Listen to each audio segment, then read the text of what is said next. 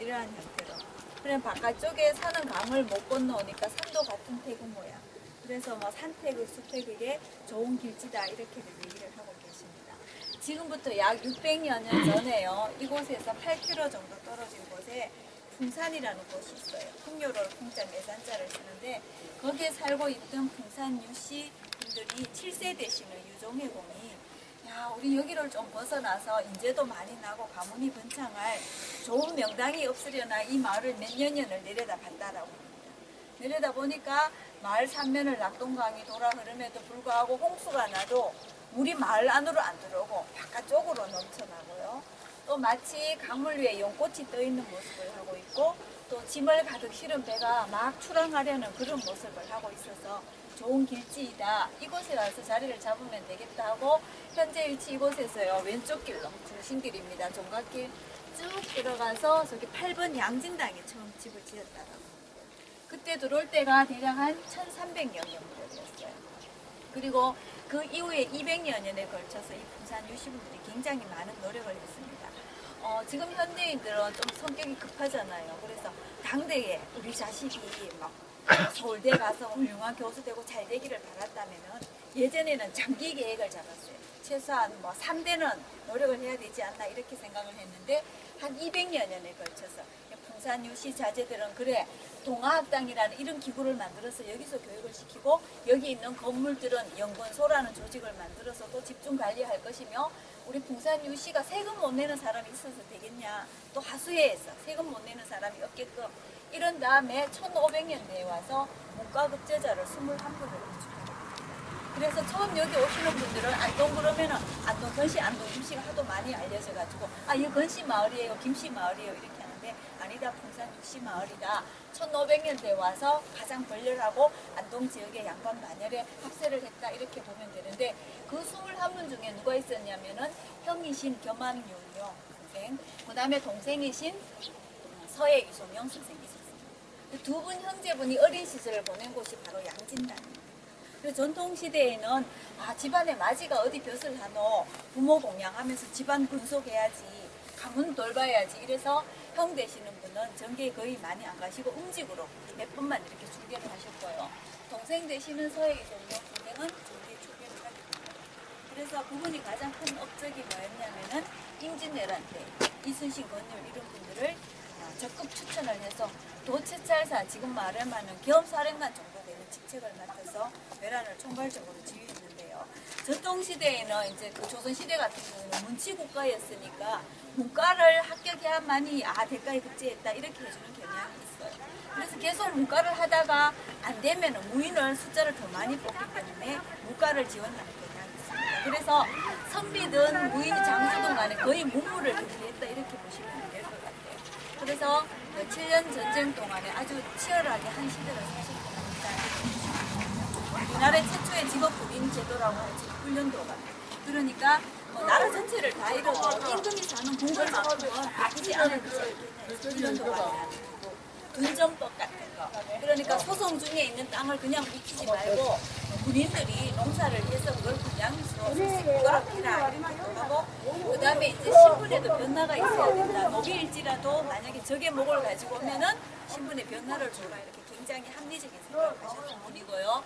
그리고 이제 임진왜란 끝나고는 이제 그때만 해도 당쟁이 심했으니까 북인들의 탄핵을 받아서 하회로 내려오시게 됩니다. 와서 어디 강 건너 옥연정사 이곳에서 전쟁 회고록 징비록을 집필하게 돼요. 얼마 전에 주말 드라마 징비록 아마 보셨을 겁니다. 지난 날을 되돌아봐서 다시는 우리나라가 외구로부터 나라를 잃는 일이 없어야 되겠다는 뜻에서 쓴 회고록이에요. 그 회고록이 이제 국보 132호로 지정이 되어 있습니다. 이 징비록을 쓰시고는 원래 고향 부산 쪽에 가서 농한제에서 돌아가시고 난 다음에 그분의 손자대에 와가지고 우리 할아버지 우리가 모시겠습니다 하고 분가한 집이 바로 앞쪽에 있는 충묘당이라는 집. 그래서 큰 종가 적은 종가 여기는 형님 호를 따서 겸암종가다 여기는 서해종가다 이렇게 부르죠. 여기에는 그러니까 처음 마을 입향하신 분으로부터 23세 후손 되시는 분이 종가에 사시고 계시고요. 여기는 서해 유송영 선생으로부터 15대 후손이 지금 사시고 계십니다. 이제 농경사에서 산업화 사회로 바뀌었으니까 젊을 때는 밖에 가서 학교다 직장이다 뭐 이렇게 다 하시다가 정년퇴임하면은 그래 우리 손주가 살았던 고향으로 돌아와야지 갔다가 돌아오고 해서 이런 식으로 해서 조가를 비우지 않는다라는 거. 엘리자베스 영국 여왕이 오셨을 때 들렸던 곳도 저거 충효당이에요. 그래서 보통은 이제 지금은 살아계실 때도 막 자서전 많이 쓰고 이렇게 하잖아요. 전통시대에는 자기가 살아있을 때는 그런 걸 겸양을 큰 미덕으로 삼았기 때문에 표현을 안 합니다. 돌아가신 다음에 제자들이라든가 평상시에 주고받았던 편지글들 이런 것들을 다 모아서 문집을 발간하게 되고 당호도 마찬가지.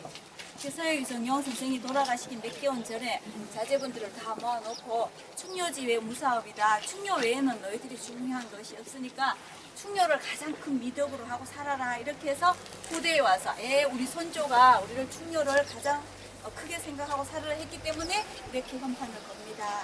이런 뜻으로 충효당을 후대에 물었다. 이렇게 보시면 됩니다. 그리고 서해유성영 선생은 제상으로서 청백이셨기 때문에 이렇게 좋은 집에서 한 번도 사셨다는 것은 그분의 후손들이 살고 있습니다. 그러니까 양진당 충효당을 꼭 보셔야 될 거고요. 그 다음에 가시기 전에 여기 삼신당을 들어가서 보세요. 골목 입구에 삼신당이라고 적혔고 50m 정도 들어가면은 600년 정도 되는 엄청 큰 느티나무가 자라고 있어요. 아직도 정월 대보름이 되면은 마을 동제를 지내고요. 마을의 지형이 삼면이 낙동강이 돌아 흐르니까 물가 쪽은 지대가 낮고 가운데로 갈수록 지대가 높아지는데 삼신당 부분이 바로 원풀 부분입니다. 지대가 제일 높은 자리예요. 그러니까 마을 내에서 가장 좋은 명당 중에 명당이다 이렇게 할 수 있는데 지금 사람들 같으면은 그래 하회에 좋은 길지다 여기가 집 지어야지 와보니까 삼신당 쪽이 가장 지대가 높네 그러면은 내 집 먼저 지을 겁니다. 그렇지 않고 마을 공동체 신앙을 더 중요하게 생각했다라는 게 좀 특징적인 거고요. 마을 하면 생각나는 게 하회 탈놀이인데 전통적인 탈놀이를 할 때 마을 유씨들은 탈을 안 썼어요. 각성바지들이 탈놀이를 할 때도 삼신당 저곳에서 제일 먼저 했다라는 거. 그리고 평상시에는 마을에 있는 주민들이 저곳에 와서 얘기도 주고받으면서 뭐 저 집에 며느리 받단다, 저 집에는 뭐 과거에 흑제했다네, 벼슬이 진급했단다 이런 얘기를 주고받는 소통하는 공간. 지금하고 비교하면 우리 스마트폰에 뭐 카카오 스토리나 밴드 역할을 했던 곳이 삼신당입니다. 가운데 높은 부분에는 비와집이 많고요. 물가 쪽으로는 소갈과 많고 그 다음에 보통 이제 시골 마을에 가면 계산이 이렇게 밑에 집을 짓고 집에 방향이 보이고 방향으로 나겠습니다. 여기는 가운데가 높으니까 이 가운데를 근무로 해서 집의 자양을 낮은 강을 그러면 집 앞에마다 골목길이 있어야 많이 사람이 다닐 수가 있다가 보니까 골목길이 중앙을 중심으로 해서 방사선으로 굉장히 많아졌습니다. 마치 도시계획이 잘 된 것처럼 보이는 게 지형적인 특징 때문이다. 이렇게 보시면 됩니다. 그래서 요 세 곳을 꼭 보시고요. 저 끝까지 나가면 낙동강 보실 수가 있습니다. 거기서 오른쪽으로 쭉 걸어서 나오시면 되는데 이제 다 끝나갑니다. 만성정 솔숲이 있어요. 여기 나오면 독서 쪽이 허전하다라는 걸 느낄 겁니다. 강물 앞에 보이고 이래요. 허한 부분을 비보하고요. 강바람이 마을 안으로 들어오는 걸 막기 위해서 인위적으로 조성을 했어요. 어제 아래 바람이 굉장히 많이 불었는데 제가 동행을 해서 이쪽으로 나오는데 정말로 바람이 덜 들어오더라고요. 이게 방풍림이네. 네네, 방풍림이죠. 그리고 또 저 부영대 절벽을 뱃놀이를 하거나 불꽃놀이를 할 때 보는 건 괜찮지만 계속 바위를 보고 있다면 사람들 마음이 좀 거칠어질 것이다. 여러 가지 이유에서 겸암 선생, 서해 선생의 형님이 조성을 했습니다.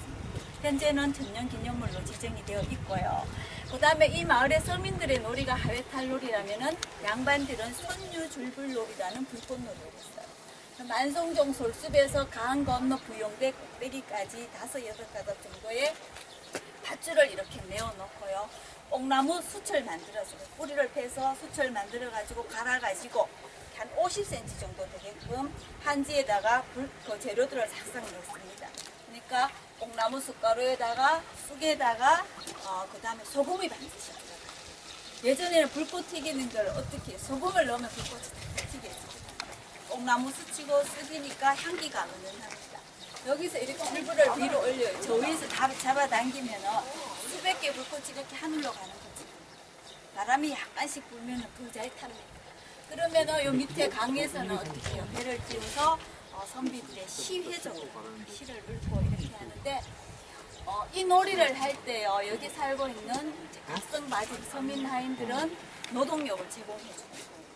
그래 막 이거 숯도 만들어야 되고 이것도 하고 불심도 만들어주고 이렇게 하고 그다음에 이 서민들이 탈놀이를 할 때는 여기 양반들이 재정적인 지원을 준다라는 놀이 문화가 이 마을의 역사를 오랫동안 이어오는데도 중요한 역할을 했다 이렇게 보시면 될 것 같습니다. 그리고 강 건너에 있는 저 부용대는 연꽃 부자 연꽃 용자를 써서요 연꽃을 바라보는 전망대라는 뜻을 가지고 있어요. 저희 가서 보면 이 마을을 한눈에 내려다볼 수 있고 저희 가서 보면 아 이 마을이 연꽃 모양이다 그 모양이다 이런 것들을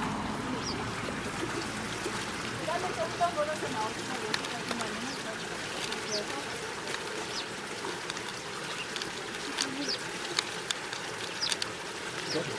편의가 지금 이 노구를 이끌고 이 1시간이고 2시간이고 걸을 수는 없는데 네.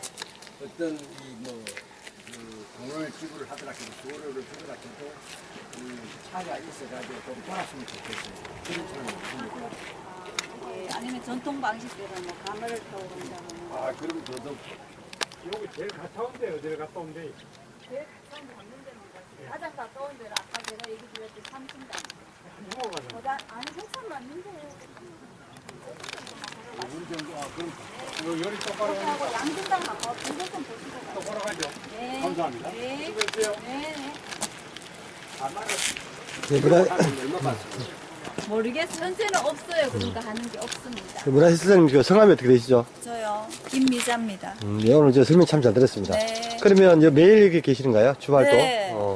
한 달에 뭐 쉬시는 날은?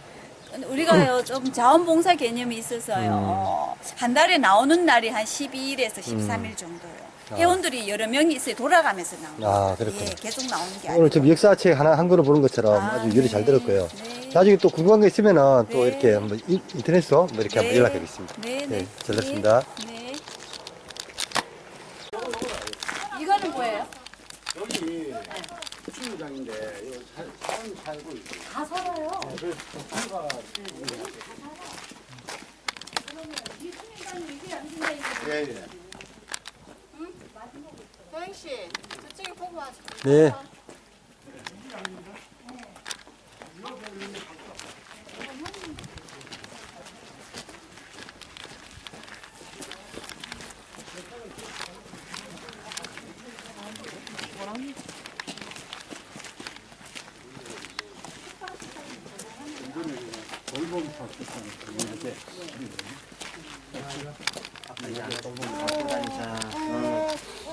그 참.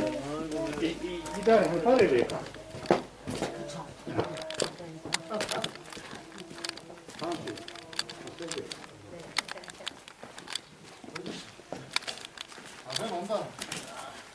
오늘 뭐 부탁하는 뭐 카메라맨 대전했어요.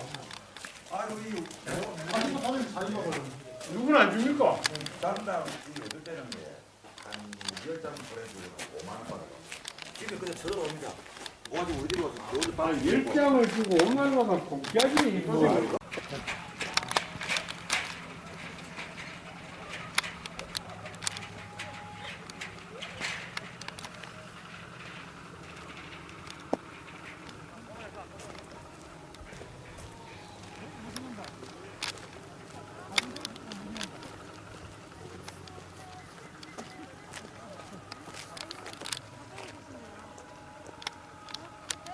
왜? 예. 막걸리 저기 아, 그거 말고 이거 말고. 예? 언제 막혔어요? 박수 한번 쳐주자. 그래야 자, 박수 한번. 잘 먹겠습니다. 안 좋나? 진짜 술 마시네.